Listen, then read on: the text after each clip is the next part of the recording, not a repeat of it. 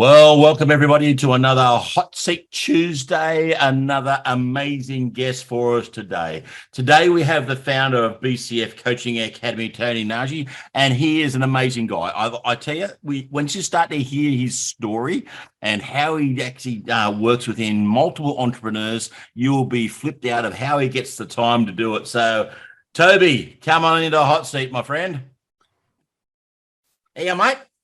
Hey, how are you? Good to be on the hot seat today, Kel. Thanks, mate. It is awesome to have you here. We've been hanging out a little bit for a little while now in the Connect Collaborative group, and an awesome a place that we can just collaborate and very different to I wouldn't even call it a networking group. It's a collaboration group, and so.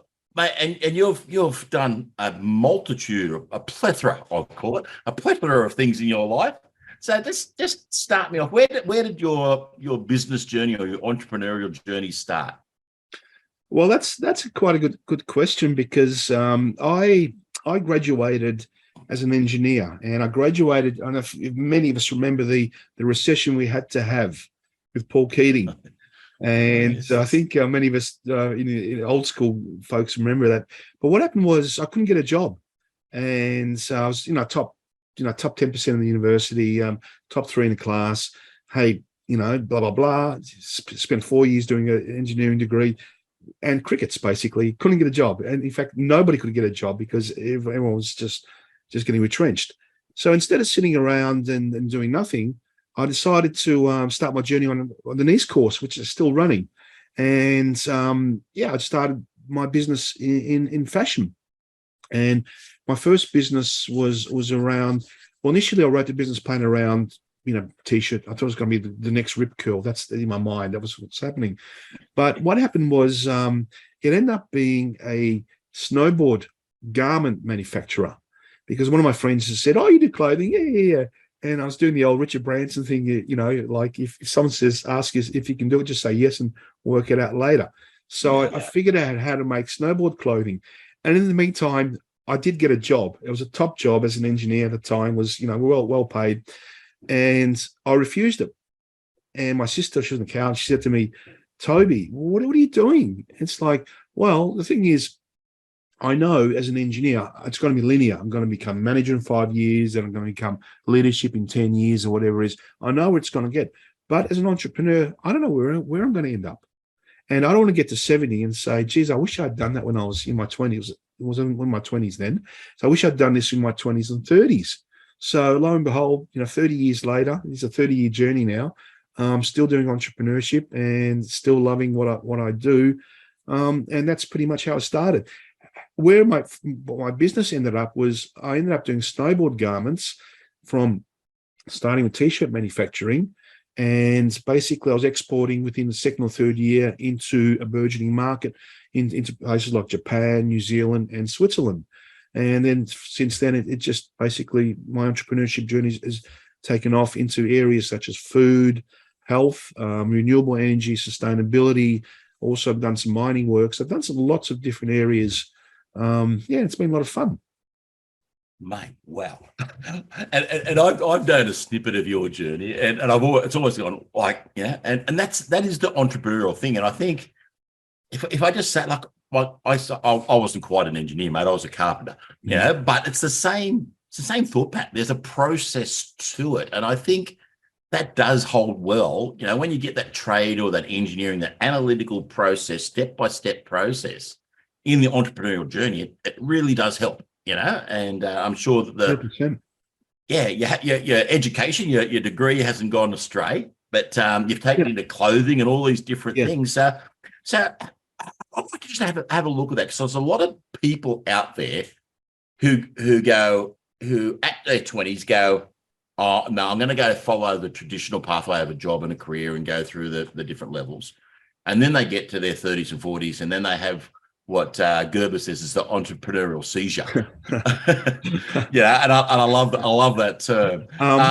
It's funny you should say that, because I always quote Gerber as well, and I believe that everyone deep in their mind wants to be an entrepreneur. Not everyone can, and Gerber calls it the entrepreneurial seizure. And the reason being is everyone's been in a process where they either hate their job, they hate their boss, or they think I can do this better. And which leads on to another problem, of course, which Michael Gerber talks about. And he talks about, being a baker, and you're a good baker. And then what happens is Susie is a good baker. What she do? She opens up a cake shop. And that's the worst thing you can do as an entrepreneur, because you're leveraging that entrepreneurial seizure, and you're becoming really the technician that's become the entrepreneur. But you're not understanding, marketing, finance, HR, and all those other things that are required to build a successful business. And I see this over and over again. This is one of the reasons why businesses fail, for that reason, because they're just technicians, and they stay technicians, and they never evolve into entrepreneur who's entrepreneurial leader. And that's where the success comes. And you just said the key word, the entrepreneurial leader. Mm-hmm. All right. And I know you've actually worked, and you're working with a lot of people, and part of your journey has included some time at university. So you've actually become a lecturer and everything at university. Tell us a little bit about that process, and what your students been looking at, and what's maybe some of the changes you've seen going through that educational process. Yeah, well, it's interesting. I'll give you the background at how I became a lecturer. I did my master's in entrepreneurship and innovation at the Australian Graduate School of Entrepreneurship. And then my professor gave me an opportunity. He said, you're great at what you do, because you do all this stuff as a serial entrepreneur. I want you to start lecturing. And so I started lecturing, and then I got into a position where I was able to develop courses. And one of the courses that I developed was a thing called Startup Fundamentals. I co-developed that. And typically, you go to a university, and they teach you how to write a business plan. And, you got to do all these hockey stick projections and all these things. But having a business plan in a startup is BS. And the reason is because you actually don't know what you're doing. So in effect, a startup is just a learning organization, and you're learning to become a company. So what I say to my participants and people, my clients, is rather than spending time building a business plan, it's going to be useless anyway. And I know my first business plan, I spent 3 months on it, and it was as thick as the Bible, and it was only good for holding the door open. That was all it was good for. Yeah. Right, because it's so heavy. Rather than build a business plan, focus on getting a customer. And so the premises around the course that I developed is about testing and validating your idea with customers before you launch. So you pitch your idea, you form cohorts, and then you go out and then you test your idea. And there are various ways you can test it. We teach you the process through UX design, things like fake doors and Wizard of Oz, concierge. There's many ways to test it. And then only then do you actually start the business. And hopefully along the way, you're able to work with prospects and customers. And the problem with most people is they focus too much on the solution. They focus too much on technology rather than focusing on the problem. Your core focus should be around the problem, because the customer does not care about the solution. They don't care if it's technology. They don't care if it's written on papyrus. They don't care if whatever. As long as I've got a headache, right? I've got a problem or a need. I want that solved, and I want it solved in a way that suits me. All right. So as the customer, and that's the thing that people do miss. And what happens is you get caught up in your cognitive biases, and because you think that this is what the customer needs. So you start off a business on your first or second idea, typically, and it fails. And I just see this over and over again. And it's just this, aha moment. And hardest thing as a lecturer is to try to tell people that their baby's ugly, right? So through this transformative process, people, you put your scientist cap on, you put your white lab coat on with the pens and glasses, and you actually come to that conclusion yourself, right? So you overcome your cognitive biases, because what happens is we tend to start something, and then this thing called Dunning-Kruger effect comes in. And the Dunning-Kruger effect is knowing what you don't know, in the words of Donald Rumsfeld, right? And you think, it's easy to do. And then what happens is you start it because your ego says it's easy, you think you can do it. And what happens is you kind of hit like a peak. We call that the peak of stupidity. So when you measure confidence over progress, and then you fall, your confidence falls. Then over time, as you get experience, and this sort of plateaus out and then sort of rises again. And that's typically, you see the same old patterns again and again. And when you talk to seasoned entrepreneurs, they understand this process. But when you're a newbie, boy, I can't be told that, my idea is not going to work. No, because it is going to work. And I just shake my head. So coming back to the answer to the question is that the world is rapidly changing. And I think gone are the days where we think, we're going to get a degree and then we're going to go to management in 5 years and 10 years and 20 years and spend 30 years doing this sort of vocation. It's not. Everyone is working now as gig entrepreneurs. And so most people will take on a job for 2 years and they'll move on. And the more talented you are, the quicker you will move, right? So it's really hard to keep talent these days because more opportunities come, more money is available. So I'll go to the job that pays more money, for instance. Or these days, more people are about purpose. So if a job has a particular purpose or a value system that you align with, never mind doesn't pay as much, you will go into that. So the whole concept around education is changing. And what we need in the education system is more problem solving, right? Coming back to the carpenter or coming back to the engineer. And why we're good as entrepreneurs, because we can put stuff together. And I love working with undergraduates that are engineers because they're the ones that build stuff. Like marketers don't necessarily build stuff. Hey, I spent 4 years doing an engineering degree. I knew nothing about fashion. All I did is I learned how to put the people together to be able to do this. So I was just designing and I was getting all the other people to make the stuff. I didn't have to be the person on the machine sewing and making all that stuff. No, I just had all these people to do it for me. But what I did learn is how to solve that problem.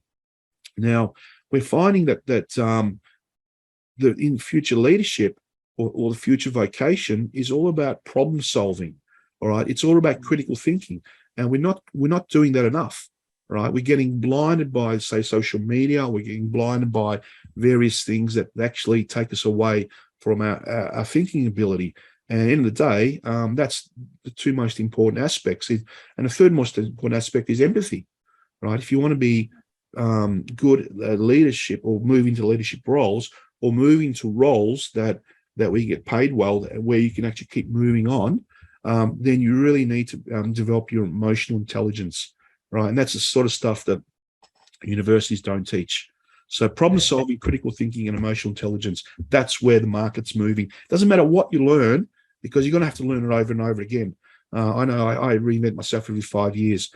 What's I learned 5 years ago is completely out of date, right? So absolutely. But what's not is critical thinking, problem solving, and emotional intelligence. Right? That's my view on that. Yeah, mate. Look, and what I've just seen there, I've just listened to your genius, coming out there, and this high idea of there is a bit of a process. There's a couple of things you've got to do, which is just different than what we're taught in schools and what we're taught in universities. And it's the practical, I call it a pracademic sort of learning. It's a practical way of learning, that this problem solving, because the thing is, as you said, the world is changing. Now we're just coming out of COVID, and now 2.5 years on, like the world has changed. But not only has it changed, it is changed at a rapid pace. And so you're saying every 5 years you've reinvented yourself. Like it's almost like over this last 2.5 years we've had to reinvent ourselves a couple of times to adapt. And one of the things that I remember listening to you in one of the trainings you actually done with Connect Collaborative, you were talking about the importance, yes, to be able to adapt and change and all that type of stuff, but you're also building a team. All right. And so often as a business owner, when we start by ourselves and we just go frigging hell for leather and we try and do everything ourselves. And we try and do, the entrepreneurial seizure sort of stuff. We try and do the marketing. We try and do all this stuff that we're just not equipped for. We don't have the skills to do it. And you alluded to it. You had the people doing your sewing. You had people doing things. So building a team, mate. So just to finish off with us today on HOTSEAT. So some of the tips you might be able to give our listeners about the importance of team.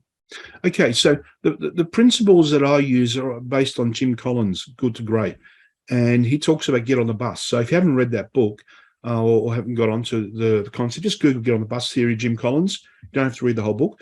But what he talks about is getting the people on the bus before you work out where you're going. The key is, and obviously put them in the right seat as well. The key is to try and find the right people. And if you've got the wrong people on the bus, you actually have to be able to get them off quickly as well, because they can ruin you. So if they're not aligned with your ideology, your core ideology, your values, and your purpose, then best to try and throw them off the bus. But in my case, when I build teams, I focus on the values first, right? Yes. The most important thing. If you and I don't connect on values, then it ain't gonna work. I can tell you that. As an example, I started a business, a solar business, with a Trump supporter. This is 2016, right? Before Trump got in, and he was telling me Trump's going to win and all this sort of stuff. And whether you like Trump or not, it doesn't matter, right? The point is, and values were not aligned. And his view was that it's the triangle. I'm the king at the top, and I just tell you what to do. Right? It was never, as a partnership, it was never a democratic process, because that's the way he thought, that Trump is king and Trump rules, and what he says people should listen, and that was his mentality. That's why I obviously supported Trump. And for me, I'm more about democratic process. I'm more about sharing ideas, and that no, my idea is the way to go. And that, of course, guess what happened? It fell over. Yep. The business is still running, but the relationship fell over. And why? Because I felt like I was being treated like a second-class citizen, or not even a true partner, just a part of the process.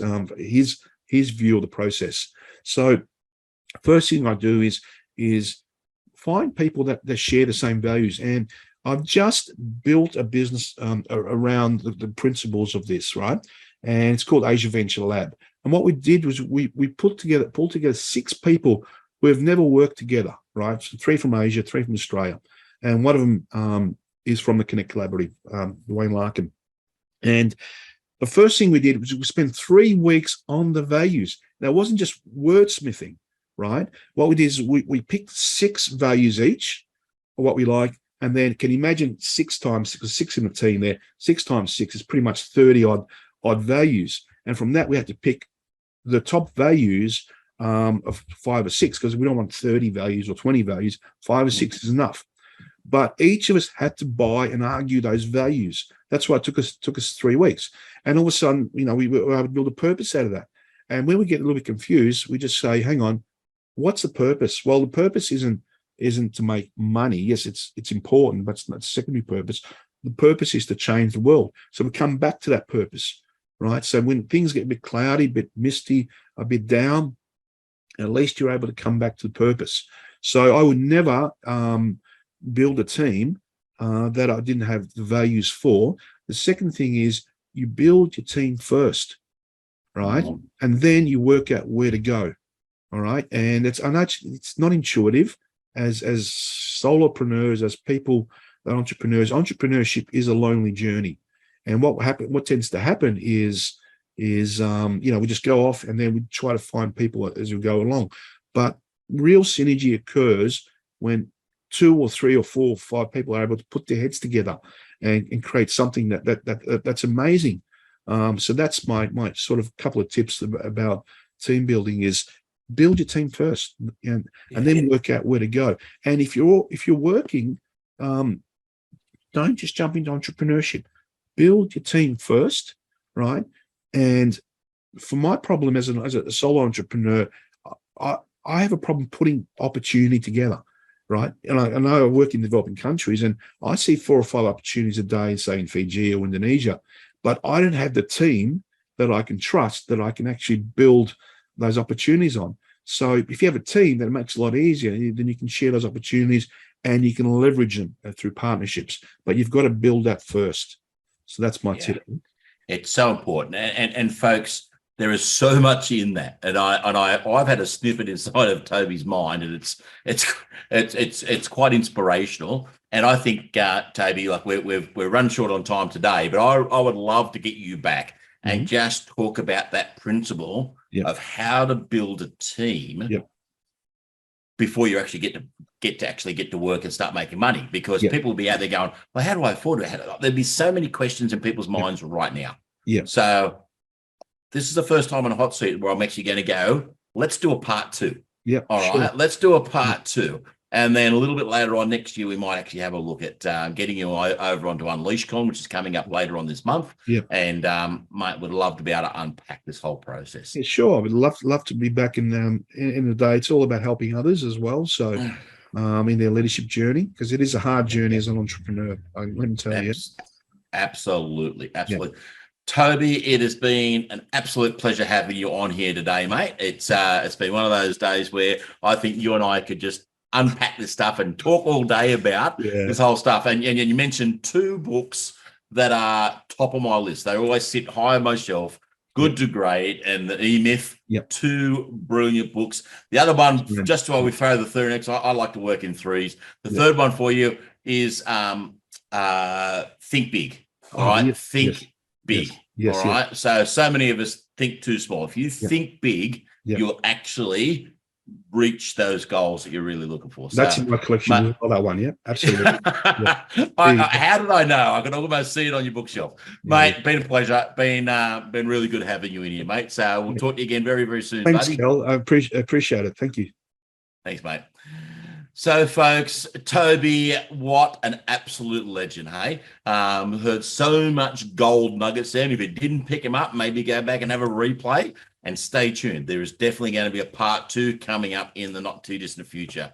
So that's all for Hot Seat today. It has been an absolute cracker. I look forward to seeing you again all next week.